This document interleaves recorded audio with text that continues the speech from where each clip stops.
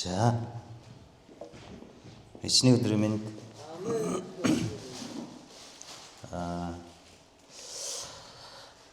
сар шин төхөөл бужигнжин юм бэлдээл. За ууц үнтээлдээ тэгтээ тэгээ болоод идэхтэй өвчөөц, борцог, цагаан эдэ болчдөг. Надад цагаан сараар хамгийн хэцүү санагддаг нь бэлэг тий. Яана тэр ирнэ, тэрний хүргээ ирнэ гэсэн тэр бирман ирнэ, тэр ингэн гээд ингээд бэлэг бэлдэх айгүй хэцүү санагддаг. Тэгээ дэлгүүр орохоор байгаа мөнгө харахаар нэг жоохон гайгүй хэм төсөв бас нэг айтах юм авчих гээд. Тэгээ яг ингээд цагаан сараа тооцохоор чи ингээл 700 төгрөг, 800 төгрөг ч гэдэм үү, 1200 төгрөг гайгүй бэ авчиг гэл хүнийхээ тоонд оруулахаар хэдэн зуун мянга гарал явчихдаг. Тэгж гэнэ. Тэгэл ингээд кассан дээр бодоол их юм бодно шүү дээ. Өнгөрсөн 7 хоног их нэртэйгээ нэг та нар боддоо би нэр заримдаа мартчихдаг нэг юм байдаг. Хаадууд номон дээр Илияг та нар санаж байна уу? Илия ямар хүчрхэг хүн билээ та нар санаж байна. Илияг залбирахад атгын чиний үүлнээс аадар борордог. Илияг залбирахад 4 жил ган гачиг болдог. Илияг залбирахад тэнгэрээс гал буудаг. Баалын 450 иш үзүүлэгчийн эсрэг гав ганцаараа 2 сая ард түмний өмнө зогсохдоо ганцхан удаагийн залбирлаар ус асгасан том өхрийг тэнгэрээс гал бууж шатаад. Үнэхээр мундаг хүн тийм ээ. Ахав барих гад яваад очингууд тэнгэрээс бурхны салхи ирээд аваа авчихдээ. Би дандаа хэлдэг ш тийм үү. Илия хачуу байхгүй бурхны салхи ирээ аваа авчлаа. Тэгэхэд манай хүн уулын өрөө дээр хоо гэж зогсож л байд тийм. Ийм мундаг хүн байхгүй. Гэхдээ та нар боддоо Баалын 450 иш үзүүлэгчийг 2 сая ард түмний нүдэн дээр хинч биш болгоод Баалыг худалч хиймэл шүтэн гэдгийг ард түмний нүдэн дээр харуулад бүгдийг алж устгаад Баалын бүх өндөрлгүүдийг нураагаад эзэн Йохова Яве бурхан зориулсан том тахилын өндөрлөгийг барьсны дараа Жезебел гэдэг ганцхан хатны захианаас болоод Илия үхтлээ байдаг. Та нар санаж байна. Би ингэ бодож үзсэн байхгүй. 450 Баалын иш үзүүлэгчийн талд 2 сая Израиль байсан байхгүй болно. 2 сая 500 мянга гаруй хүмүүсийн өмнө ганцаархнаа эзний нэрээр зогсоод тэнгэрээс гал буулгаж гайхамшиг үлдсэн тэр агуу удирдагч ганцхан Жезебел гэдэг хатны өчүүхэн занал хийлээс болоод үхтлээ хайж. Бүр ойлгомжгүй. Тэг яадаг гэж бүр зүхтаагаад амь тавин зүхтаагаад. Тэгээд хэрэгт горхины ирэг дээр царс модны доор хөвтөд аава одоо би үхмээр байна гэж л. Та нар энэ эсрэгцлийг бодож үзэж байна. Энэ хүн чинь бурхны салхи аваа явждаг, нисдэг, тэнгэрээс гал буулгадаг, байж болох бүх гайхамшгуудыг хийдэг атлаа яагаад тийм арчиг байдалд орчих вэ? Аава миний амиг одоо авчих би үхмээр байна гэж. Би онлайнд байгаа итгэгч нараа энд байгаа та нарыг бас гуйхыг хүсэж байна. Олон жил удирдах пастор юм чинь мундаг. Нямка пастор юм чинь чадна. Пастор юм чинь ярьдгийн юм чинь, номлодгийн юм чинь, мундаг юм чинь гэж бид нар бодчихдог. Гэтэл бид нар чи ялгаагүй хүн байдаг. Заримдаа бид нар шатдаг. Би танараас асууя. 10 жил, 12 жил би 3 байсан. Бүх юм ашиглаад. Гэр орон, бизнес, газар, унаа тэр бүгдийг шавхаад өдөр болгон сүнслэг тэмцэлтэй энэ хүрсэн байна.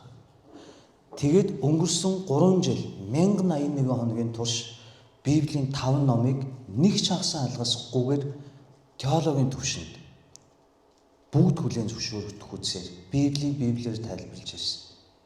Энэ донд би нэг ч сабатын ир аваагүй, нэг ч амраагүй. Тэг хаяа би шатдаг байх. Хүн юм болохоор оюун санааны төлөвшил, оюун санааны тогтоц гэж байдаг. Биднэрт хязгаар гэж байдаг. Яг энийг Илия харуулж байгаа байхгүй. хичнээн мундаг байсан ч бид нар энэ чи ийм мундаг штэ, Илия штэ, арайчтэй гэж бодмоор үлдлийг Илия гаргаж байгаа. Үхмээр байна. Яагаад гэвэл бид нар цуцдаг.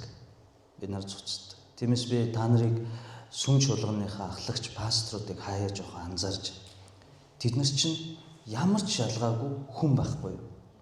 Би энд байгаа хүмүүсээс, тийм үү, Набагаас, бэлгээгээс адилхан эр хүн, эцэг хүн юугаараа өөр гэж энд зогсож микрофоноор ярьдгаараа л өөр. Би чин үннээс хэл. Бусдаараа би яг адилхан байхгүй. Бид нар ядардаг, туйлддаг, үнэн голоосоо эзэн минь одоо болоо намайг авчаач гэж гуух тийм шүнүүд цөөхөн биш байдаг гэдгийг би улаая.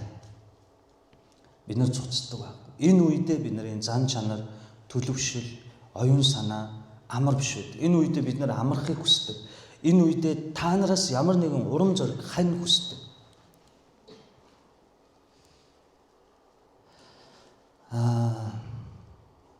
Тийм болохоор та нар маань ийм үеуд бас байдаг гэдгийг бодож өгөөрэй. Арайчтэй пастор байж ингэж ахтай яах вэ гэж хэлж байгаа итгэгч нараас би айдаг.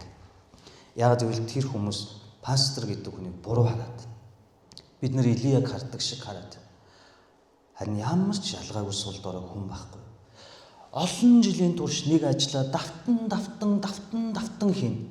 Тэгээ олон жилийн турш давтан золиос гаргана, цаг гаргана, сүм мөнгөгүй бол хувьяасаа гаргана, бүр болохгүй бол байгаа юм зарна. Энэ бүх сэтгэл зүй чинь хуримтлагдсаар байгаад магадгүй 5 жил, 10 жил боллоо гэж та бод. Нэг өдөр тэр хүн яг хэрэгт гоёхны хэрэгт цас модны дор аава би үхье гэж хэлдэг үе байдаг баг. Энэ үед Илияд хинч хань болоогүй. Яг л орхигдсон өдөртөгч. Харин аргаа барахтаа эзэн Илияг яасан гэж Тэнгэр элчээ явуулсан баг. Тэгээ Тэнгэр элч Илияд мундаг номлосон гэж үг, чи арайчд яасан арчиг юм бэ гэсэн гэж үг, үгүй бол чи инг тэг гэж заавар өгсөн гэж үг. Тэнгэр элч хоёрхан юм хийсэн. Илияг сэрээсэн, хоол хийж өгсөн. Хоолоо идэж чадхаар нь унтуулсан. Унтаад амархаар нь дахиад сэрээсэн. Дахиад хоол хийж өгсөн. Тэгээ унтуулсан. Ингэж Илияг бурхан өөрөө босгосон баг. Тиймээс би ганц манай сүмийнх юм биш. Онлайн дугаа олон итгэгч нарыг, удирдагч нараа та нар анзаараач. Над шиг ингээд цагаандаа гараад намайг жоохон анзаараад урамшуулад өгөөч гэж хэлэх удирдагч байдаг байхгүй. Тэд нар чинь бас хүн юм болохоор, өөрийн гэсэн карьер, амбиц байдаг болохоор хилдэггүй. Тэгж явсаар байгаад яг тулаад харахаар нэг мундаг пастор байдаг. Яг сүнслэгнүүдээр харахаар хорч исэн, борц шиг бүх юмаа шүүсээ шахуулаад дууссан, туйлдсан сүнс тэр пасторуудын дотор бас байж болдог байхгүй. Ийм мундаг пастор юм чинь би яаж урам өгөх юм гэж уучлаарай. Тэд нар ийм жижигхэн юмн дээр ч баярлдаг байхгүй. Жоох юмн дээр баярлдаг байхгүй. Таны зүгээр л урмын өгөнд баярлдаг байхгүй. Ганц комментэнд баярлдаг байхгүй. Энэ бол хүн байхгүй. Ойлгож байна уу? Тусгай, онцгой, ямар нэгэн шин алт мөнгө алмазаар бүтээгдсэн биш. Яг ялгаагүй шороогоор л бүтээгдсэн хүмүүс байна. Тийм болохоор та нар энийг бас бодож үзээрэй. Бид нар өнгөрснийг аюулгүй амархан мартчихдаг. Юу болж ирснийг, энэ зүгээр энгийн жишээ, энэ хашаан дотор юу болж ирснийг архиталт, завхаарл, нурсан, эвдэрсэн, илжирч өмхирсэн хог, новш, зодоон цохон, ахлагч пасторууд хоорондоо зодтолцсон, ир эмгүү зодоон цохон хараал урсгасан ямар юмн дундуур 10 жил сэргэн мандал туулсаар бод өнөөдөр одоо нэг эзний нүмер нөөлөгт ойртож ирээ сууж байгаа. Энэ бүхэнд та нарын хамгийн түрүүнд санхүүдээрч бүх тал дээр сүнслэг, тэмцэл, уналт, сорилт бүх тал дээр хэн бамбаа болж энд ирсэн мөлий. Тэгвэл тэр хүн ядарч болохгүй гэж үү? Тэр хүн шатдаггүй гэж үү? Тэр хүн туйлддаггүй гэж үү?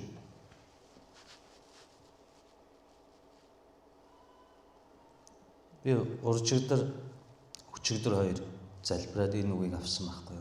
Нэрээ тийштэй. Хүмүүс мундаг гэж бодсон үнэ ерөөс үл тоогод идэв. Тэгсээр ба тэр хүний шавхаад эцэст нь тэр хүн мухардалд ороод туйлдаад унахыг харсны дараа сэтгэл намарж байгаа юм шиг орхичд.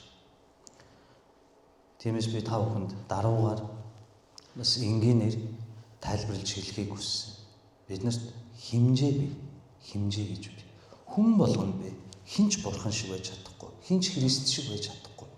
Гэт бидний дунд, бидний харилцаан дунд, бидний олон юм та нар боддоо. Ганцхан лана пастор, ганцхан ямка гам бол пастор гэж та нар хараад байна. Та нар хэдүүлээ билээ. Тэгээ та нарын амьдралд ямар их асуудал үүсдэг вэ? Та нарын хүүхдүүдийн асуудал, та нарын хувийн амьдралын асуудал, үйлчлэлийн асуудал, дээр нь та нарын зан чанар ямар вэ? Амархан гомдно, гоншигно, тэрслэн, уурлна, гүжүүдлэн, үг хаяна, гомдлно. Тэр болгон чинь бүх хүнээс өөр маягаар удирдагчдыг бууж идэв. Яг шороогоор болж байгаа юм шиг.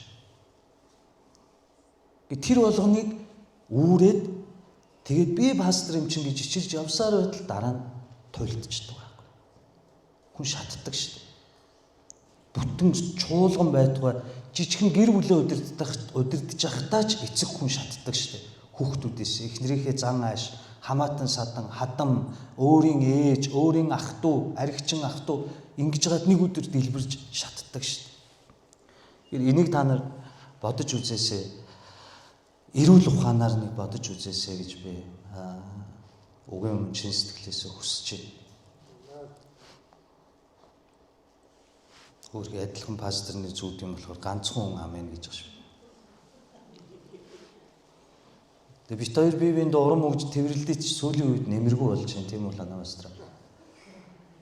Аль нь туйлдсан болохоор, аль нь энэ олон жил хийдсэн болохоор. Бүр лана пастор бол надаас өмнө 5 жил батальон тус дахиад сэргэн мандлын салбар сумууд ирсэн юм шүү дээ. Тэгээ та нар маань энэ талаар эрүүл ухаанаар бодож өгөөрэй. Хүн ер нь өөрийгөө л боддог л доо. Гэхдээ та нар хаяа ч гэсэн өрөөлийг бас хардаг зүрхтэй байж өгөөч гэж хүсгэсэн. Бид нар Рут номыг өнгөрсөн 5 хичээлийн турш үзсэн. Өчигдөр Рут ном маань дуусч байгаа. Өнөөдөр Наоми Рут хоёрын хувьд бол энэ чухал ном дуусч байгаа. Мэдээж бид нар эзний өдөр учраас Рут номын 4-р бүлгийг өнөөдөр үзээд дуусна. Гэхдээ бүтэн үзэж амжихгүй шүү дээ, тийм үү? Тэгээ би та бүхэнд Рут номын 4-р бүлэг ерөнхийдөө биднэрт юу зааж өгд юм бэ? Ямар мессеж үлдээхийг хүссэн бэ? Рут номыг бичигч болон тэр бичигчээр дамжуулан биднэрт энэ хүлгэн судрыг үлдээсэн эзний сүнс, ариун сүнс, тэр ариун сүнсний бичсэн онгод биднэрт ямар мессеж өгөхийг хүссэн бэ гэдгийг бүгдээрээ хамтдаа Рут номноос харъя. Рут номон дээр ингэж хэлж байгаа 4:1-10. За би уншаад өгчээ. Боаз үүдэн хаалган дээр очиж суухад харахтун Боазын өгүүлсэн мөнөөх өв золигч болох ойрын хамаатан өнгөрч яв. Тэр түнд хүү янд минь энд ирээ суу гэв. Тэр ирж суулаа. Тэгээд тэр хотын ахмадуудаас 10 хүнийг авчиран энэ суудал дээр суугтун гэсэн тэд ч бас сууцгаад. Тэгэхэд тэр хамгийн ойрын хамаатанд хандан Моабын нутгаас буцаж ирсэн Наоми бидний ах トゥ болох Элимелекийн хэсэг талбайгийн нэгэнд маань худалдах ёстой. Тиймээс суудал дээр сууж буй хүмүүсийн өмнө миний ард түмний ахмадуудын өмнө түүний өвийг золин худалдаж авах тун хэрв чи түүнийг өвийг золин авъя гэвэл авах тун харин үгүй бол надад хэлээрэй би мэдмээр байна. Учир нь чамаас өөр өвийг золин авах хүн байхгүй. Би чиний дараагийнх юм гэхэд би тэр газрын өвийг золин худалдаж авна гэвэ. Гэтэл Боаз чи Наомигийн гараас тариалангийн талбайг золин худалдаж авах тэр өдөртөө мөн талигаачийн нэрийг түүний газрын өвд дуудагдан үлдээлгэхийн тулд талигаачийн бэлэвсэн ихнэр Моаб эмэгтэй Рутийг бас авах ёстой гэв. Хамгийн ойрын хамаатан өв золигч. Тийм бол би өөртөө өвийг золин авч үнэндээ чадахгүй. Чадлаа гэхэд би өөрийнхөө өвийг сүрүүлэхэд хүрнэ. Харин чи түүнийг золиж ав. Чи миний золин авах эрхийг авч болно. Учир нь би түүнийг золин авч үнэхээр чадахгүй гэв. Израильд өв золин авах болон газар солилцох талаар ямар нэгэн хэргийг батлахдаа урдын цагт нэг нь шахаага тайлж нөгөөдөө өгдөг заншилтай байв. Энэ бол Израильд өвийг баталгаатай болгох арга нь байж байна. Тэгээд өвийг золигч нь Боаз чи өөртөө үүнийг золин авах тун гэж өгүүлээд шахаага тайлв. Тэгтэл Боаз ахмадууд хийгээд бүх ард олонд өнөөдөр би Наомигийн гараас Элимелех болон Хелион, Махлон нарт харьяалагдах бүхнийг худалдан авсны гэгч нь та нар мөн. Бас өөд болсон хүний нэрийг өвдөн дуудуулан үлдээлгэхийн тулд би Махлоны бэлэвсэн эхнэр Моаб эмэгтэй Рутийг өөрийн эхнэр болгон авлаа. Ингэснээр өөд болсон хүний нэр нь ах トゥ төрөл саднагаас болон төрсэн газрынхаа үүд хаалганаас тасарч мартагдах нь үгүй юм. Өнөөдөр үүнийг ирчин та нар гэвэ гэж. За үйл явдал өрнөж, үйл явдал хаана өрнөж? Нэг дээр юу гэнэ? Үүдэн хаалга гэж. Би энэ хаалганы тухай олон удаа ярьсан тийм үү? Том хотууд бол томоо дааман хаалгатай. Манай энэ цагаан хэсэгч багадна. Энээс том дааман хаалгатай. Дээрээс ширээтэй сандалтай. Наашаа харагдан цаашаа харагдан балкон шиг гэсэн. Тэн дээр хотын бүх мэрэгэн нэр бүхий, нөлөө бүхий ахмад наснууд суудаг. Үгийн дагуу амьдарч эзэн бурхан Йохова даган мөрддөг хуулийн багш нар суудаг, раббинууд суудаг. Яах гэж суудаг вэ гэвэл хотын хаалгаар бүх улсын хөлийн ураа байдаг тийм үү? Сайн болгоныг бүү гарга. Тэгээ муу болгоныг бүү оруул. Ийм ураа байдаг тийм ээ. Яг үүн шиг энэ хаалга чинь эмергейшн байхгүй. Энэ хаалган дээр нямка ингээд нэг 8 чи ирнэ. Хотын хаалган дээр ирээд зогсонгод энэ мэрэгдүүд асууна. Эднэр чинь сүнсийг ялгах чадвартай, мэрэгэн ухаантай, над мэтийн ийм хүмүүс биш байхгүй. Эднэр чинь мундаг хүмүүс гэсэн үг. Зүгээр ярьдаг, дуу муу зохиодгороо нэг хүмүүст мэдэгдсэн хүмүүс ч биш. Эднэр бол амьдрал сүнсээрээ эзний хүмүүс байхгүй. Сонгогдсон ахмадууд. Тэгээ энэ рабинууд хараад Нямкагаас асууна. Нямка чи хаанаас ирсэн? Би Зебулун овгийн хүн байна. Би Кириат Арбагаас ирлээч гэдэг юм уу тий. За чи яах гэж ирсэн? Би Кириат Арбад байдаг манай дархны одоо би дархнаас ирлээ. Манай дархны эрэл цементийг та нарт ингээ бөөндөж өгөнгөө оронд нь танад алдартай торог бүс бараанаас аваад Кириат Арбад очиж зарах гэсэн юм аа. Ингиж харилцаж хооронд энэ ахмадууд бүгд намайг нэвт шурт харна. Миний үг үнэн байна уу? Үнэхээр Зебулун овгийн Нямка мөн үү? Үнэхээр Кириат Арбад байдаггүй. Хэрвээ дарханд амьдрдаг нь үний юм бол хэддүгээр багийн 10 дугаар баг юм бол 10 дугаар багийн засаг даргын оршин суух тодорхойлолт бичиг байна уу гэх мэтчлэн бүгдийг шалгаад асуудалгүй байвал ор. Тэгтээ хугацаа өгдөг. Би яг танаа хотод 3 хоног 8-гаа хийгээд би ингээд нэг 10 тонн эрэл цементийн шуудатай цемент авчирсан. Энийгээ би зараад тэгээд танахаас бүс бараа аваад 3 хоногийн дараа эргээд гарнаа гэж хугацаа өгöd ордог байхгүй. Харин Нямка нота байж Гибеончууд шиг хуурах гэж байна. Тэр хотод орж тагнах гэж байна. Тэр хотын эмзэг газрыг усны сувг дайн хийж дайн хийх үед ямар гаргаар мөлхөж орж болох нь Иерусалимд бол усны сувгаар мөлхөд орсон шүү дээ. Ийм тагнуул хийх гэж явна гэдгийг энэ мэрэгдүүд мэдэх юм бол яг үхээр Нямкаг оруулахгүй. Уучлаарай чамайг хүлээж авахгүй. Ойлгож байна. Ийм чухал үүрэгтэй. Харин нөгөө үүрэг нь юу юм гэхээр хот доторх асуудал байна. Хот руу орох гэж байгаа бол хот дотор ямар асуудал гэсэн гэхээр Ланах бит хоёр муудалцсан байхгүй юу? Хэрэлдсэн. Янз бүрийн асуудал гардаг шүү дээ. Өрсөлдөнгийн үе, тийм ээ, мөнгө санхүүгийн үе, илжиг нэлжгээ нүхэнд унтсан байхад нөгөө хүн мэдгүй алдсан байх үе, мөнгө зээлчээ зүхтаасан үе, говел буюу өв зойлогчийн үүргээ биелүүлэхгүй байх үе. Ийм үед хотын даамын хаалган дээр одоо хот дотор даамын хаалган дээр Ланах бит хоёр ирэх нь. Тэнгүүд нөгөө мэрэгдүүд цаашаа гадагшаа хараа сууж байгаа мэрэгдүүд бүгд наашаа харна. Ингээ юу болдгоо гэвэл шүүх хурал болдог байхгүй. Тэгэхээр хүмүүс чинь муу юм дуртай шүү дээ. Цаана асуудал гарсан байна. Нөгөө Ланаа Нямка хоёр зодтолсон гэнэ гяс очиж ховж ив сонсё. Утсан дээр бичлэг хийгээрэй гэл ингээл тэгээ YouTube дээр тавь, Face дээр тавьж лайк, шеэр авъя гэл ингээ бужигнаад ингээ хүмүүс үрээд ирнэ. Ахмадуудын өмнө бит хоёр зогсно. За яасан? Ланаа гэж хүний илжиг нүхэнд унтсан байсан. Тэгээд би энэ муу үгэнд дургу болохоор дээрээс нь чулуу шидэ алдсан юм аа. Тэгээ яасан? Тэгвэл би 10 дахин эргүүлж төлөх ёстой. Ланах надаас нэг чинь. Энийг яаж шийдэх юм? Яагаад та хоёр бие биендээ муу юм? Энэ бүхнийг ахмадууд шийдээд зөв гаргалгааг зааж өгдөг байхгүй юу? Харин энэ дээр үүдэн хаалган дээр очиж гэж байгаа дааман биш үүдэн хаалган дээр. Яагаад үүдэн хаалга гэж байгаа вэ? Жижиг хотууд тийм том дааман хаалга барих хөрөнгө төсөв багтай шаардлагагүй байхгүй юу? Бэтлехем гэдэг бол талхны гэр, жижигхэн хот, тосгон гэж ярьж байгаа. Тийм учраас ийм жижиг хотууд яадаг вэ? Үүдэн хаалга гэж ийм хотын ямар ч үсэн хот юм чи хаалгатай байна да. Тэр хаалганы ойролцоо мэрэгдүүд, ахмадууд, одооныхоор бол философчд, нөгөө сэхэтнүүд чинь тэнд өдөржин байж идэг байхгүй. Хотоо хамгаалахын тулд, хотын асуудлыг эрүүлээд бурхны үгээр зөв шийдэхин тулд раббинууд, багш нар тэнд байж идэг. Энэ үед Боаз очоод яаж юм гэвэл үүдэн хаалган дээр очоод нөгөө сууж исэн чинь нөгөөнийг өв золигч гэж гараад байна шүү дээ, тийм үү? Өв золигч маань тэрүүгээр явж таарч байгаа. Тэгээ яваа таархан Боаз дуудаж байгаа. Хөөе, анд минь энэ дээрээ сууч. Хоёлаа адилхан ир хүн. Хоёлаа гойл, хоёлаа өв золигч. Хоёлаа нэг нүүр харж байгаа нэг асуудал шийддэг. Яг гэвэл тэр шийдэхгүй байгаа учраас. Яг гэвэл тэр тоохгүй байгаа учраас. Яг гэвэл тэр үүрэг хариуцлага хүлээхгүй байгаа учраас. Тэгээд Боаз хүчээр дуудаж байгаа байхгүй. Чамд ирэх нь байгаа ийшээ суу. Тэгээ хотын ахмадуудаас 10 ахмадыг хамт суугаач гэж байгаа. Ингээд тэд нар бөөндөө суугаад тэгээ Боаз юу гэж хэлж байгааг нь хүү янд минь энэ дээрээ суу гэд тэр ирж суулаа. Хотын ахмадуудаас 10 ахмадыг мөн суулгалаа. Ингээд тэр хамгийн ойрын хамаатанд хандан Моаб нутгаас буцаж ирсэн Наомийн бидний ах トゥ болох Элемелекийн хэсэг талбайг хэн нэгэнд худалдах ёстой. За одоо сайн анхааралтай сонсоорой. Би товч өгöd хурдан дуусгахыг бодно. Юу вэ гэвэл хөө янд минь энэ дээрээ суу гэж Боаз хэлж байна. Тэгээ нөгөө залуу хэрэг суусан. Тэгээд суух үед та нэг зүйлийг анзаар. Рут номон дээр гарч байгаа гол дөрүүдийн бүгдээрийнх нь нэр бичээстэй байгаа юм. Элемелех, Наоми, Хелион, Махлон, Рут, Орпа гарсан Боаз гарсан бүх хүмүүсийн нэр бичээстэй байгааз ганцхан энэ өв золигчийн нэрийг бичгч маань бичээгүй. Энийг юугээд нэрлэлсэн гэвэл нөгөө ойрын хамаатан, нөгөөх өөрөө хамаатан, нөгөөх өв золигч гэж л бичсэн. Нэрийг бичээгүй.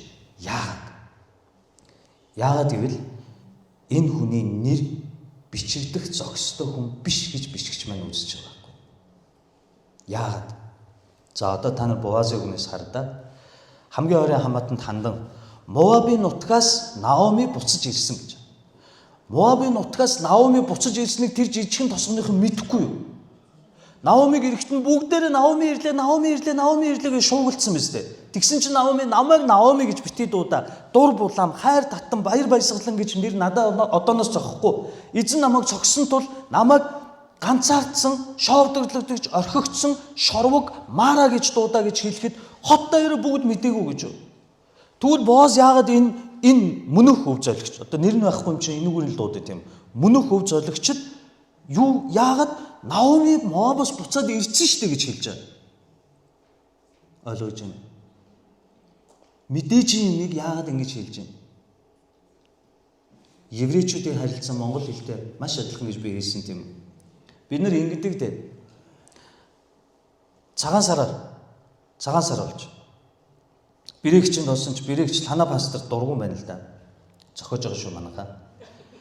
Тэгээ ингэ золгосон чинь надтай золгоод Нингаатай ойногчтой золсон танаа пастортай халт ингээд баг байгаагүй гэж мэдэхгүй ингээд иж. Тэр нь надад таалагдаагүй үед би баяраар хэрүүл хийж болохгүй. Гэхдээ би бирэгчээ Лана пастор ирсэн шүү дээ. Энэ юу гэсэн үг вэ? Та нэг анхаараач дээ. Тэгээ тэнд байж дээ цаа чи ирсэн шүү дээ. Та гэртээ орж ирсэн Лана пастрыг мэдэхгүй гэж үү? Харахгүй гэж үү? Мэдчихэе. Гэхдээ би нэг өөр юм сануулж байгаа. Яг үн шиг юу гэж хэлж яана вэ? Моабын нутгаас Наоми буцаад ирсэн шүү дээ. Тэгээд дахиад нэг юм сануулж байгаа. Хаана? Хүү янд миний ишээсөө ингээд ойрын хамаатанд хандан Моабын нутгаас буцаж ирсэн Наомид бидний ах トゥ болох хэн гинүү? Мартагдах шахсан нэр. Элемелекийн хэсэг талбайг хэн нэг нь худалдаж авах ёстой. Хэн худалдаж авах ёстой нь тодорхой шүү дээ. Энэ номер 1 гойл өв золигч. Тэгтэл авах ёстой гэж сануулж их чи бас яаж вэ? Чамд ийм үүрэг хариуцлага байгааг мэдэж гэнэ үү нөхөр тавар ишээ. Яагаад чи үл тоогоо зүгээр л өөрийнхөө амьдраад байгаа юм бэ? Чи чинь номер 1 гойл шүү дээ. Чи өвийг зойлж авах ёстой. Чи харж хандах ёстой шүү дээ. Тэгээд юу гэж хэлж байгаа нь вэ? Энэ суудлын дээр сууж буй хүмүүсийн өмнө миний ард түмний ахмадуудын өмнө түүний өвийг золин худалдаж авах тун. Хэрв чи түүнийг золин авъя гэвэл авах тун. Харин үгүй бол надад хэл. Би мэдмээр байна гэж гойл. Боаз. Яагаад гэвэл би мэдмээр байна гэдэг нь би өвийг зольж авах гэдэг. Чиний зүхтаагаад байгаа хариуцлагыг чинь хамаагүй би үүрий гэж хэлж байна гэсэн. Би дараагийнх нь юм аа гэж хэлж байна гэсэн. Гойлын үүрэг нь юу юм бэ? Өв золигчийн үүрэг юу юм бэ гэдгийг Боаз сануулж өгч байгаа. Гэхдээ энэ хоёр Моабоос ирээд хэр удлаа? Нөхрүүд нь нас барцсан, өнчөрсөн, үхэл хагцал үүссэн, бэлэвсэн, гуйлагчны амьдралаар хаягдал тариа түүж амьдарч байхад энэ үүрэг хариуцлага нь байгаагүй л хаана байсан бэ? Юу хийж исэн бэ гэдэг асуудал хөндөж байгаа байхгүй Боаз. Чи анхаарах ёстой биз дээ. Чи энэ хүнийг анхаарах ёстой. Үүрэг нь номер 1 үүрэг нь чамд байгаа шүү дээ. Бид нар бие бинийгээ тэгдэг шүү дээ. Хүслэн чи айлын том байж ич дүүнээсээ хэлээч гэж би загиндаг шүү дээ. Үүн шиг эн чинь айлын том бидний ах дүү гэж Боаз онцолж байгаа байхгүй юу? Миний ах дүү биш, бидний. Өөрөөр хэлбэл чиний. Тэгээ чи номер 1 өв золигч. Гэтэл чиний нүдэн дээр энэ бэлэвсэн 2 эмэгтэй хаягдал түүгээд гуйлагчин шиг хинч биш, юу ч биш, үхэл хагцал амсаад өдний хүртэл энэ удаан хугацаанд амьдарч байхад чи яагаад анхаарал халамж тавихгүй байгаа юм бэ? Чи номер 1 үүргэн чамд байгаа шүү дээ. Харин энэ хүн яасан бэ? Юу ч болоогүй, мэдээгүй мэт үл тоогоод амьдарч байсан. Үнэн дээр энэ хүн мэдчихсэн үү? Боазын үгнээс хардаа Наоми буцаад ирцэн. Түүний бэр бэлэвсэн Моаб эмэгтэй Рут гэж хэлж байна уу? Энийг өв золигчийн үүднээс бичигч маань биднэрт хэлж байгаа байхгүй юу? Хүн болгон эрх мэдэл дуртай. Гэхдээ эрх мэдлийг дагаж ирдэг хариуцлагаас бүгд зугатахыг хүсдэг. Ойлгож байна. Энэ бол энэ гоёлын энэ өв золигчийн хувьд асуудал байсныг Боаз хүчээр шийдэж байна. Боаз энэ асуудлыг зүгээр шийдчихэж болох байсан уу? Харанхуй шийдчих болох байсан уу? Болох байсан шүү дээ. Энэний өмнө Боазыг тариагаа цайруулчаад будаан дээр ганцаараа хөвтөж хахад Рут усанд ороод бие тосолж ирээд хүнжлэн сөхөөгүй юу? Тэр үед Боаз өөрийн махан биеийн шунал тачаалаар өөрийн хүслээр тэр үед энэ асуудлыг шийдчихэж болох байсан уу? Болох байсан. Харин Боаз ямар зан гаргаж ийн гэвэл байж байгаарай. Үгийн дагуу Бурхны өмнө зөвөр ариунаар Бурхны үгийн дагуу хуулийн дагуу шийдээгээд одоо яаж вэ? Зүгээр л энэ гоёлтой уулзаад чи одоо яасан хуншгүй бэ? Чи одоо бүхэл бүтэн өчнөө удаа энэ хоёр гуйлагчин шиг ингээд бусдын хаягдал талбай дээр түүгээ явж байгаад чи уул нь хариуцж байгаа хүн шүү дээ. Чи номер 1 гоёл чи Илемелийн хамгийн ойрын хамаатан шүү дээ. Арайчдээ чи нэг ир хүн шиг байгаа ч гээд хоёулаа муудалцаа маргаж байгаа. Боаз яаж ийм дааман хаалга шүүхийн өмнө зогсож байгаад бүх ард түмний нүдэн дээр, бүх ахмадуудын нүдэн дээр ил тод ариунаар зөвөр Бурхны үгээр шийдэж байгаа. Энэ хүн бол Бурхны ирэх хүн. Бид нар ингэж амьдрах үүрэгтэй байхгүй. Өнөөдрийн ирчүүд бол аль хэдийн тарийн талбай дээр шүн рүүтийг ирэхэд зохицуулсан байна. Харин Бурхны ирчүүд яадаг гэнэ үү? Ил тодор ариунаар үгийн дагуу зөвөр шийдэж байгааг та нар харж байгаа. Ганцаараа биш, гэрчтэйгээр удирдахч мэрэгдийн өмнө шийдэж байгааг, хамтдаа шийдэж байгааг та нар харж байгаа. Энэ бол Боазын Бурхны хүн байсныг харуулж байгаа. Нөгөөтгөө би түрүү хэлсэн хүн болгон эрх мэдэл дуртай. Гэхдээ түүнийг дагаж ирдэг эрх ашигт нь дуртай. Харин хариуцлага нь үл тоодог. Энэ гоёлын хувьд бол яг л ийм хүн гэдгийг бичигч маань тодорхой харуулж өгнө. Удахгүй бид нар уншихаар та тодорхой мэднэ. Бид нарт хариуцлага байна. Эр хүн болгон орон дээр өсөрж гараад эцэг болчих чаддаг. Гэхдээ жинхэнэ аав байж амьдрна гэдэг бол шал өөр асуудал. Та миний юу хэлж байгааг ойлгож байна. Бид нар бодож үзэх хэрэгтэй. Хариуцлага. Эр хүн болгон үзэсгэлэнтэй гоё эмэгтэйг хараад сэтгэл нь хөдөлж болдог чаддаг. Гэхдээ насны эцэст олон жилийн дараа анх дурласан тэр эмэгтэй нь хүүхэд төрүүлээд гиз гүзээ хариун суугаад сэвхтээд царай муутай хөгшин настай болох хүртэл яг тэр агшинд жинхэнэ анхных шиг хайрлаж чадчихна уу юу гэдгийг хэсэд амьдрал гэж хэлээд. Үдсэглэнтэй гоё эмэгтэй биш. Үр хүүхдийнхээ ээжийг насны эцэст хайрлаж амьдарч чадж байгаа тэр хүний тухай яриад байгаа. Харин энэ гоёлын хувьд яаж вэ? Эрх ашиг гарсан.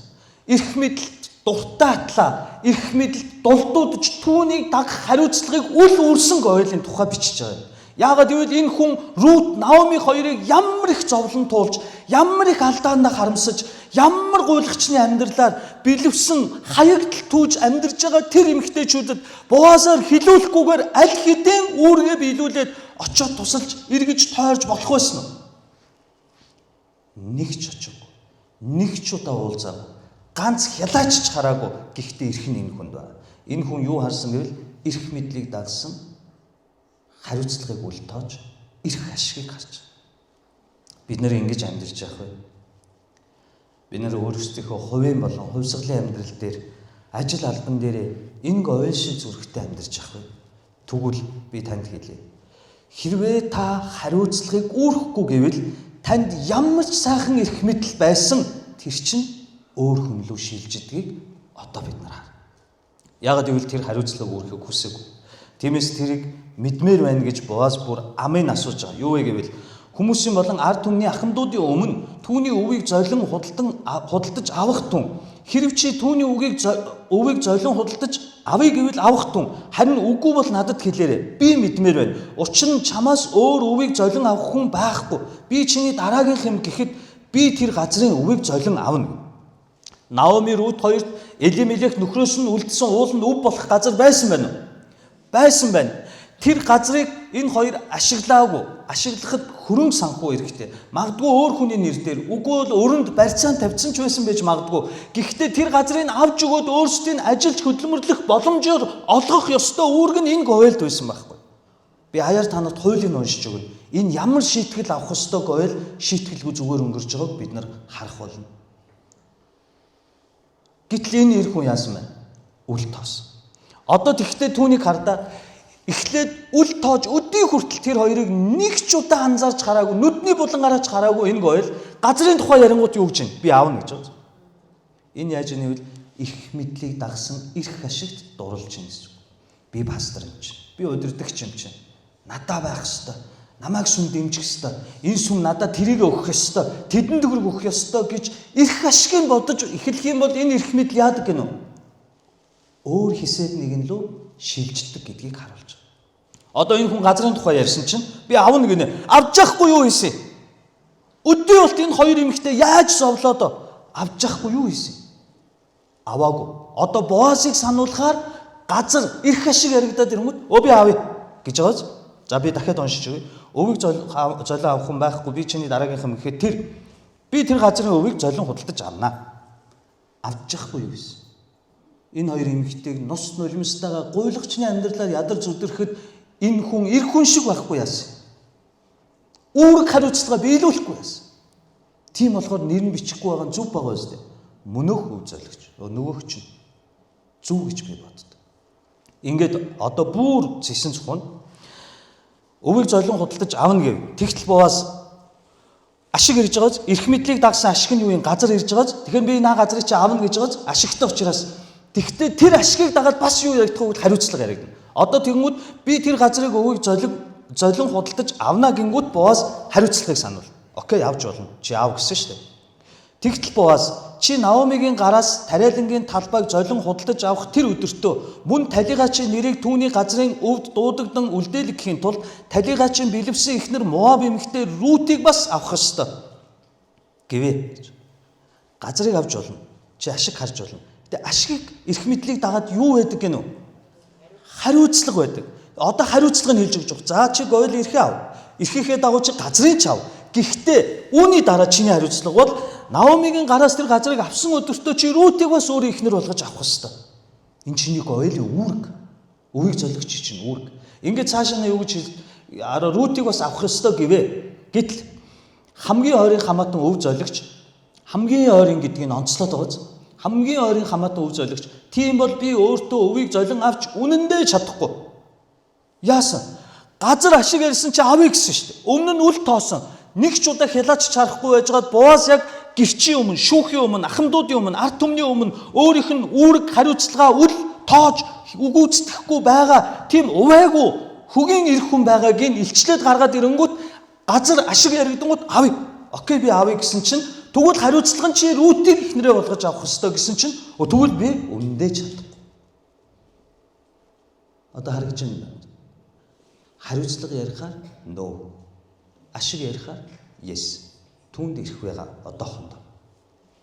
Одоо юу болох вэ гэвэл үнэндээ чадахгүй. Шалтгаанаа ингэж хэлж байгаа. Тийм бол би өөртөө өвийг золион авч үнэндээ чадахгүй. Шалтгаан нь чадлаа гэхэд би өөрийнхөө өвийг сүрүүлэхэд хүрнэ. Харин чи түүнийг золио. Юугаа сүрүүлэхэд хүрнэ гинэ? Надагаа хайтаа юм бэ наа чи. Ашиггүй юм бэ тэгвэл би наад ирэх мэдлийг чи авахгүй. Ашиглахгүй. Ойлгож байна. Зисэн зохиож аваад тэгээд Чадлаа гэхэд би өөрийнхөө өвийг сүрүүлэхэд хүрнэ. Харин чи түүнийг золж ав. Чи миний золин авах эрхийг авч болно. Учир нь би түүнийг золин авч үнэхээр чадахгүй. 2 удаа чадахгүй бас дахиад чадахгүй. Үнэхээр чадахгүй. Тэгвэл газар ярихаар чадна гэсэн шүү дээ. Аавна гэсэн шүү дээ. Хариуцлага ярихаар авахгүй. Ашиг ярихаар окей. Хариуцлага ярихаар уучлаа. Үнэхээр чадахгүй. Яагаад би өөрийнхөө өвийг сүрүүлнэ гинэ. Яагаад энэ хүн өөрийнхөө өвийг сүрүүлэх талаар ярьж байгаа нь вэ?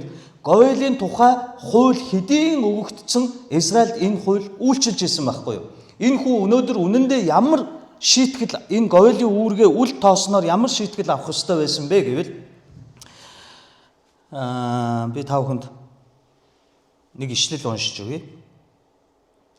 Хуулийг уншиж өгье хайчваа.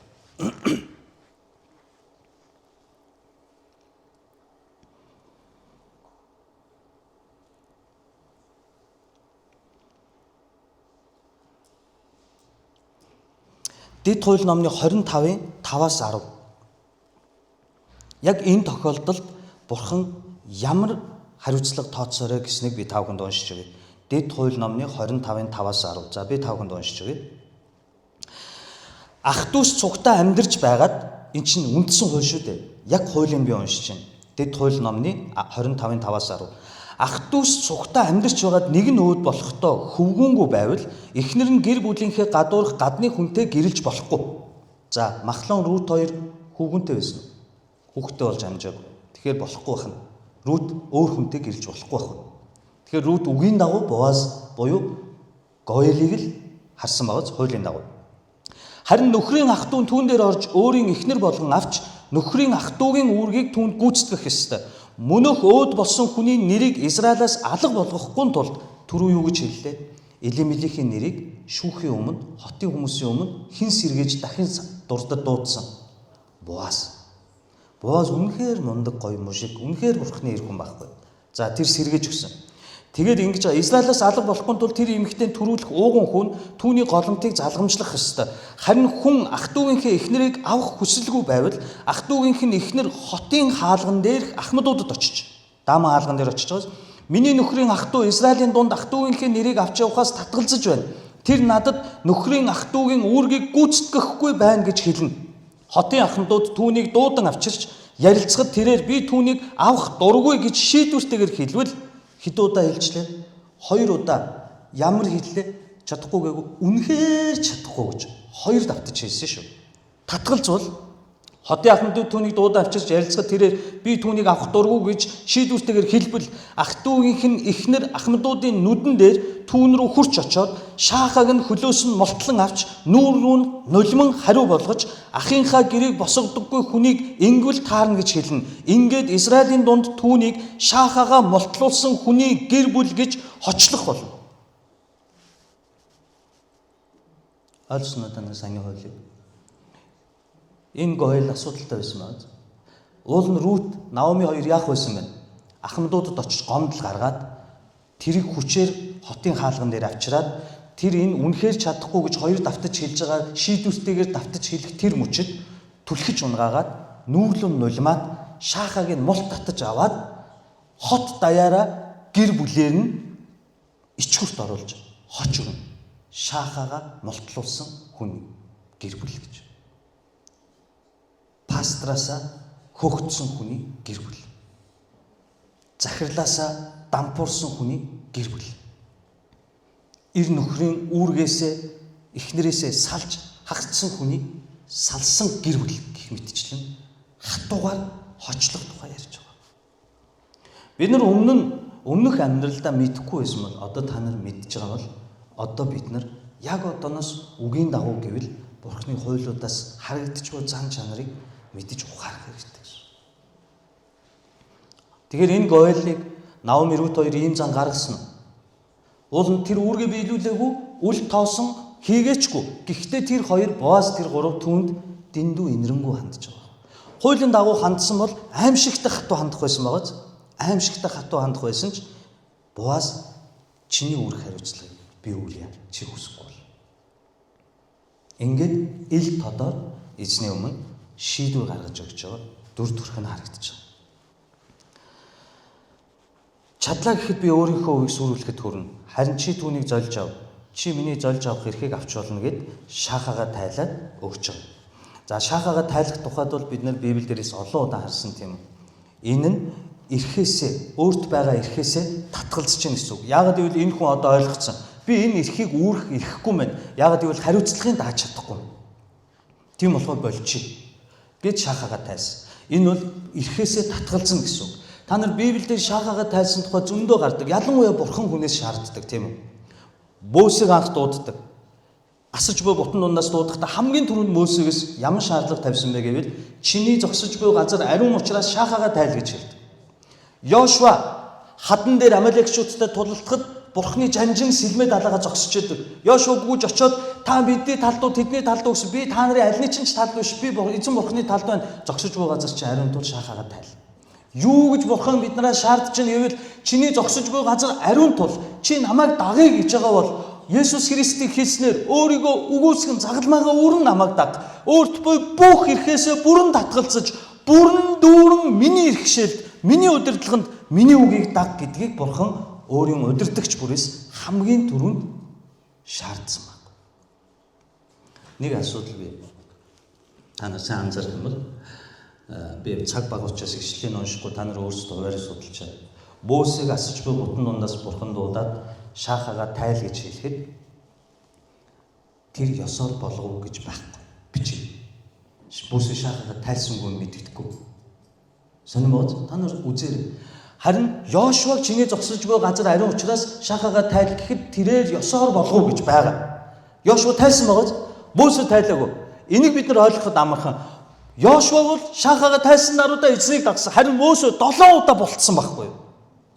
Шахагаа тайлахт нь тайлаагүй шалтгаан юу юм гэхээр тэр эрхээсээ татгалзмаар байсан. Тэгээ 7 удаа болтохдоо би хэн бэ гэж нэг болтож байгаа.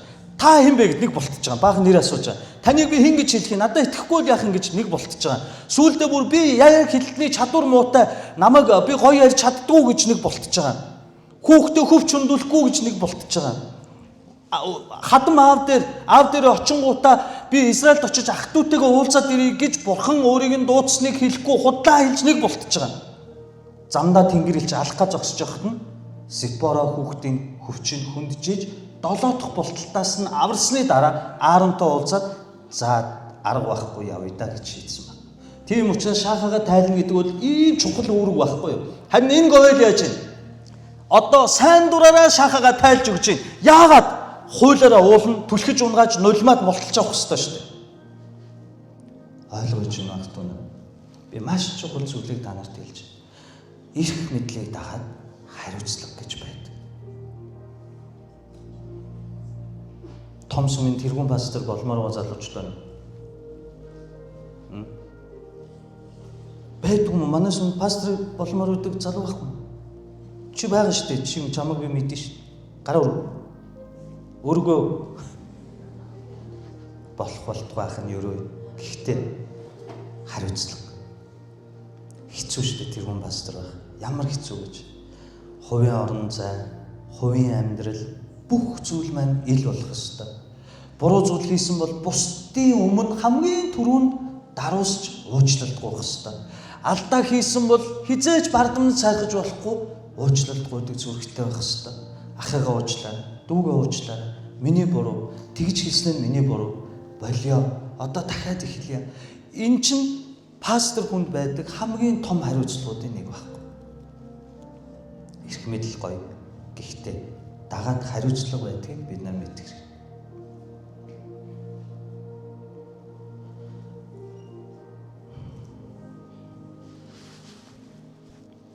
Ингээд говьл түнд Шахагаа тайлж өгсөн. Ингмэгц Боаз ингэж хэлж байгаа. Гэрч нар мөн гэсний дараа бас өөд болсон хүний нэрийг өвдөн дуудуулан үлдээхийн тулд би Махлоны бэлэвсэн ихнэр Моаб эмэгтэй Рутиг өөрийн ихнэр болгон анлаа. Ингэснээр өөд болсон хүний нэр нь ах トゥ төрөс адангаас болон төрсэн газрынхаа үүд хаалганаас тасарч мартагдах нь үгүй юм. Өнөөдөр үүний гэрч нар та нар. Одоо Боаз юу гэж байна? Өмнө нь Боазыг өрөөхтэй юу гэж өрөөлөө? Наоминыг өрөөцсөн шүү дээ. Рут аюух тариан төрөдөө өрөөд ирсэн чи хаана ажилласан гэсэн чинь би Боаз гэдэг хүний талбай дээр ажилласан юм аа. Тэгээд ийм их тариан төрөдөө ирчлээ гэсэн чинь үхэгсдийг хийгээд амьд байгсдыг өрөөгч нэгүсгч нь өрөөгдөх болтугай гэж өрөөсөн тийм үү? Одоо Боазыг та нар хардаа нэр нь мартагдсан Элимелех, Махлон, Хилион хэмээх 3 ирийн нэрийг үхэгсдийн нэрийг хотын дааман хаалганы өмнө чангаар дуудангаа дахин сэргэж өгч байгаа байхгүй. Энэ нь Боаз амьд байгаа Наоми Рут чирүүл болохоос гадна нөгөө нэг хэдий алдаа дутагдaltaйч Бурхны ир хүмүүс байсан аав хүү 3-ыг нэрийг хотын дааман хаалганы өмнө дахин сэргэж байгаа. Ойлгож байна. Энэ бол Бурхны ир хүний зан чанар байхгүй. Хин нэгнийг харж долгондоггүй, амьд байгааг нь харж чичилдэггүй, бүгдэд нэг зүрхээр, нэг санаагаар, нэг зангаар үйлчилж амьдарч байгаа хүний дүр төрх байна. Ингээд үүдэн хаалганаа байсан бүх хүмүүс тэнд суудал эзэлсэн ахмадууд бид гэрч мөн чиний гэрт орж ирж буй тэр эмэгтэйг эзэн Израилийн гэрийг босгогч Рахел Леа хоёрын адил болгох болтугай. Чи Ефратад эд баялаг олж Бэтлехемд алдарчих болтугай. Мөн эзний энэ залуу эмэгтэйгээр чамд өгөх үр удмаар дамжуулан гэр чинь Юудад Тамарын төрүүлж өгсөн Перезийн гэр адил болох болтугай. Маш том гайхамшигтай ёроолыг хотын бүх ард түмэн ахмадууд хэлж байна. Уул нь та нар хардаа үүдэн хаалганаа байсан ахмадууд гэж байна уу? Бүх ард олон гинэ. Би хэлсэн шүү дээ нөгөө муу юм болохоор бид нар бүүнээр очиж шавчдаг. Зөндөө хүн ирсэн мод хотын бүх ард олон очиж таарсан. Юу болох нь? Түлхэж оноож нулимаад шаахыг мул татах нь. Тэгвэл нэг ч гэсэн гэр бүл жоохон гойчилж жагаад унтын нойр хүрнэ гэдэг шиг. Тэгтэл тэр хотын бүх хүмүүс Боазын зөвтгийг харж байгаа. Боазын зөвтгийг. Тэд нэр хайраар ингэж хэлж байгаа хараа. Үүдэн хаалгана байсан бүх ард түмэн тэнд суусан, суудал эзэлсэн бүх ахмадууд бид нар гэрч мөн бид нар чиний талд байна. Тэр мөнөх гоёйлын талд чиний талд байна. Чиний гэр Израильд орж ирж буй эмэгтэйг эзэн Израилийн гэрийг босгогч Рахел Леа хоёрын адил босгох болтугай.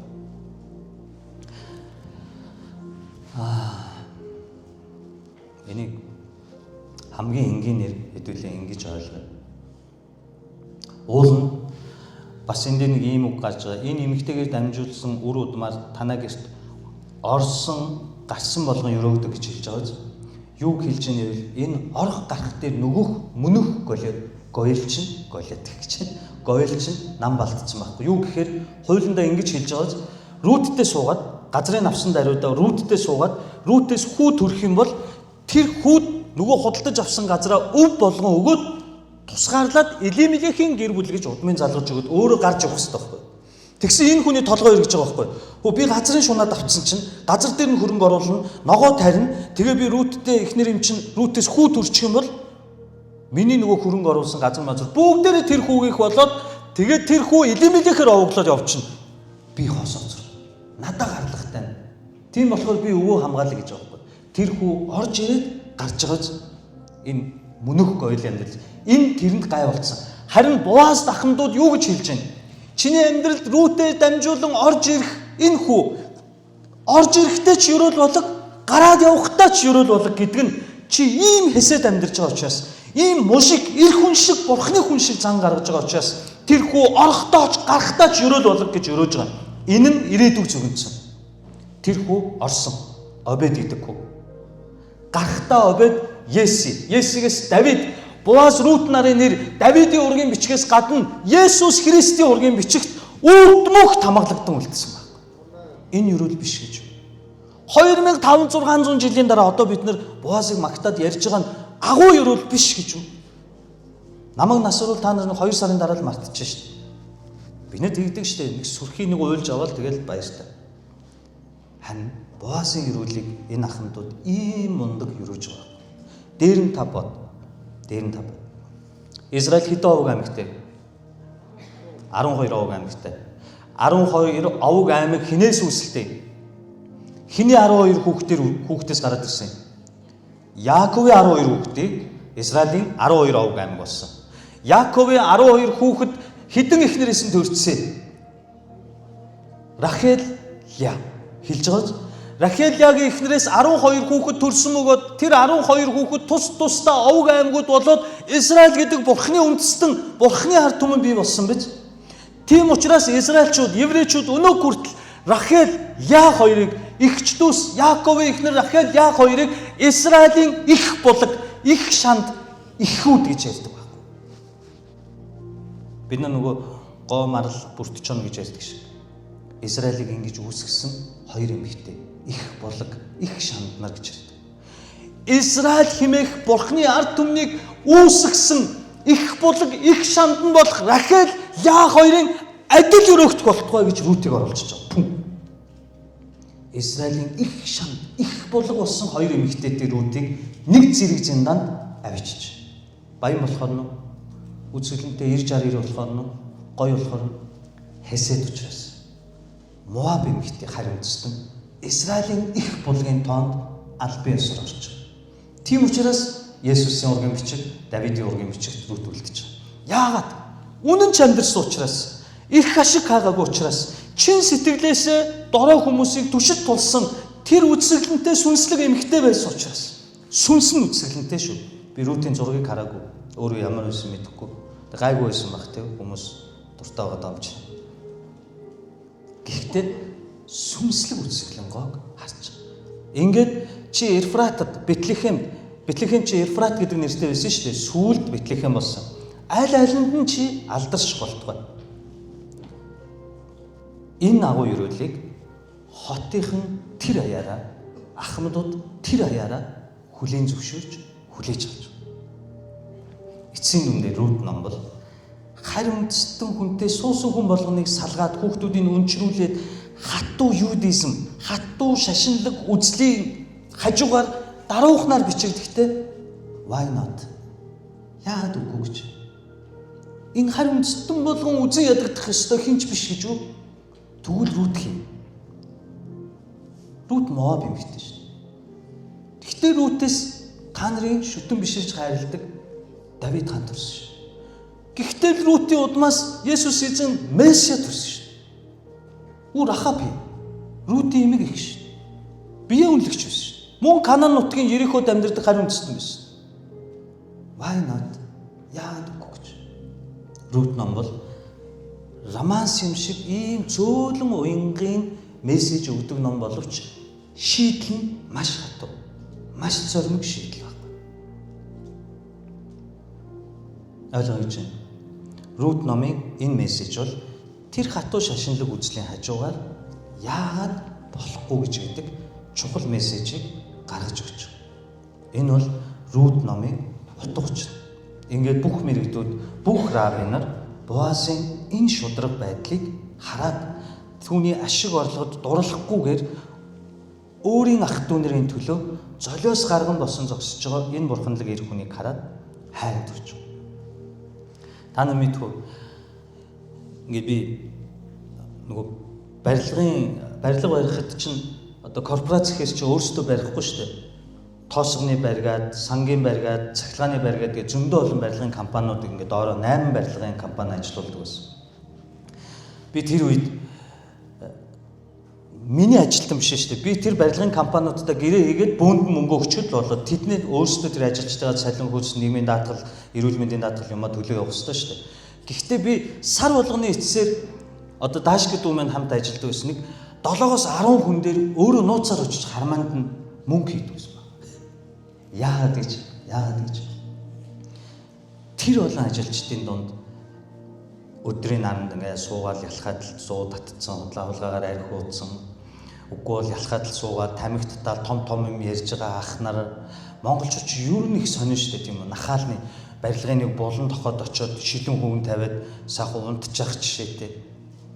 Харин миний харсан тэр залуучууд тэнд ажиллаж байгаа миний тэр өөрөө тусдаа гүйж очиж нууцаар ивэдэг байсан залуучуудыг би харахаар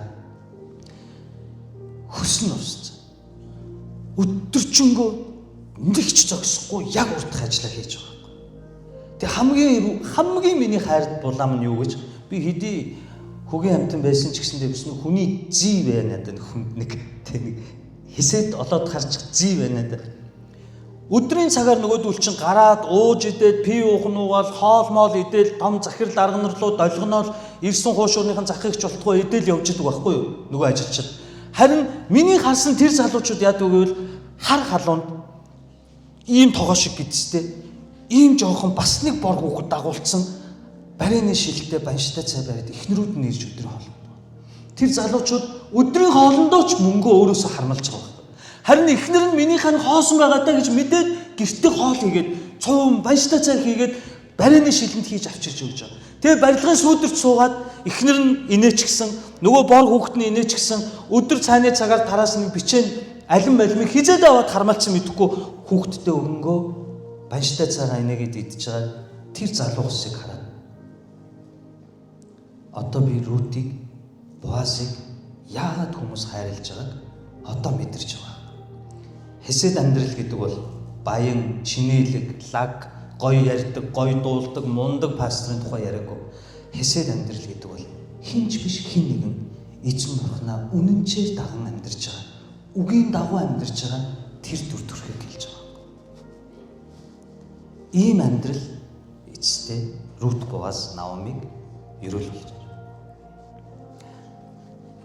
Би удацсан учраас товчхон ярьчих. Дараа нь та нар хуваараа судлаарай. Хотын бүх эмэгтэйчүүд гарч ирнэ. Ингээд бурхан цорын ганц удаа Рут номон дээр ганцхан удаа бурхан үйлдэл хийнэ. Бусад бүх үед нь бурхан гардаггүй гэж би хэлсэн шүү дээ. Ганцхан удаа үйлдэл хийнэ. Ингээд Боаз Рут хоёр гэрлэн бурхан Рутийг жирэмсэн болгож өгч. Бурхан тэр хоёрт Обед гэдэг хүүг өгөхийг зөвшөөрч байна. Энэ бурхан нэг л удаа ажиллаад дахиж гарахгүй. Рут номон дээр цорын ганц удаа дандаа бэкграунд нь гардаг бурхан нэг удаа ажил хийж өгч байгаа. Тэр нь Обедийг өгч байгаа. Хүүгийг өгч байгаа. Ингээд Обедийг төрсөн чинь ингэж хэлж байгаа. Та нар сайн харах юм бол эзэн хотын бүх эмэгтэйчүүд гарч ирээд эзэн Наомид хүү өглөө гэж хэлж байгаа. Боаз чинь Наомитэй суулуу, Руттэй суулуу. Эзэн Наомид хүү өглөө гэдэг. Уул нь Рутэд гэж хэлмээр юм шүү. Боазд харин Наомид өглөө гэж байгаа. Мара гэдэг нэр Обедийг төрсөн энэ цагаас хүчингүй болж байна. Эргээд Наоми хайр татам баяр баясгалан өрөөцсөн эмэгтэй болж байгаа юм чинь. Энийг хот даяараа хүлээн зөвшөөрж байгаа. Ингээ хот даяараа дахиж Наомиг Мара гэж дуудахгүй болохгүй. Яагаад гэвэл одоо тэр Обед болсон. Одоо түүний удмыг тасалж үлдээхгүйгээр хүү өгсөн эзэн алдарч болохгүй. Наоми одоо чи баяр баясгалан. Тийм учраас Рут Боазд гэж хэлэхгүй Наомид эзэн хүү өглөө гэж байгаа. Наомид эзэн баяр баясгаланыг буцаа өглөө. Аз жаргал хайр булаам Наоми нэрийг нь буцааж өглөө. Ингэж өрөөж өгч. Гайхамшигтай. Ийм гайхамшигтай өрөөлийг Хесед амьдралын төлөө мөн Рут хэмээх үнэнч бирээсээ болж Наоми хэмээх эмэгтэй бас өрөөтж байгаа. Ингээд Обед хэмээх хүүтэй Наоми өрлөг их нь болж өөртөө авч байгаа. Биний амьдрал юугаар хэмжигддэг вэ гэвэл Хеседээр хэмжигддэг. Энийг та нар маш сайн санаж байна. Бурхан Элрой тэр хардаг, тэр мэддэг, сонсож байгаа. Бидний үнэнч зүрхийг өөрөөс нь эмээх сэтгэлийг харсан даруйда тэр өрөөх бол. Тэр Наомид өгсөн тэр ирээлийг Рут Боаз нарт өгчгүй энэ гайхамшигтай өрөөлийг өгөх болно. Харин ямар үед гэвэл Хесед амьдрах үед. Эзнээс эмээж, даруусч, өөрийгөө өгөөсгөн шахаага тайлан түүнийг дагах. Та нар Давид яаж Авсаломын гараас эргүүлээд бүтэн Израилийн хаанчлыг авсныг мэдхүү. Дай хийж өг. Байлдаж өг. Бор шувуу нисгэж, үгүй бол онлайнаар довтолж, янз бүрийн подууд ашиглаж, янз бүрийн хүнээр бүжигдүүлж өг. Улс төрчдийг хахуултаж өг. Ганцхан удаа гимшсэн байхгүй. Тэр юу гэж гимшихтэй ямар үйлдэл хийсэн гэвэл тэр уул руу шахаага тайлаад хөл нүцгэн алхсан байхгүй. Уйлаад. Яг тэрний маргааш нь Бурхан Авсаломыг тасалж буцаагаад Давидэд таанчлал өгч. Юу гэвэл Давид өөртөө байж болох бүх эрх мэдлээс татгалзаж бүрэн зүрхээр эзнийг Хесед амьдралаар дагахыг хүсэж байсан. Тиймээс би та бүхнийг өнөөдөр Боаз, Наоми, Рут мөн хэдий өгч одсон ч Элимелех, Махлон, Хилионнан хүртэл өрөөгдсөнийг та нар мэдж байна. Тэдний нэрийг шүүхийн өмнө нааман хаалганы өмнө сэргээсэн биш гэж юу? энэ хүмүүсийн авсан энэ гайхалтай ёроолыг хүртсэн түүний хайртай хөвгүүд охид байх болтугай хэмээн эзний нэрээр юрөөж байна. Хамгийн сүүлд сар шинэ өглөө. Одоо та нар миний хэлхийг амархан ойлгоо. Сар шиндээ хесед шинэлцгээгээрэй. Одоо энэ тайлбар хэрэггүй тийм тодорхой бол бид нар ах дүү нартайгаа найз нөхдөдөө уулзсан, айл амьтнаар хийсэн. Гэхдээ Элрой эзэн харж байгаа. Сар шиндээ хесед шинэлцгээгээрэй. Хесед амьдралын агуу ёроолыг хүртсэн түүний хайртай хөвгүүд охид байх болтугай хэмээн эзний нэрээр юрөөж байна. Бүгдээрээ хамтдаа залбиран ууцгаая.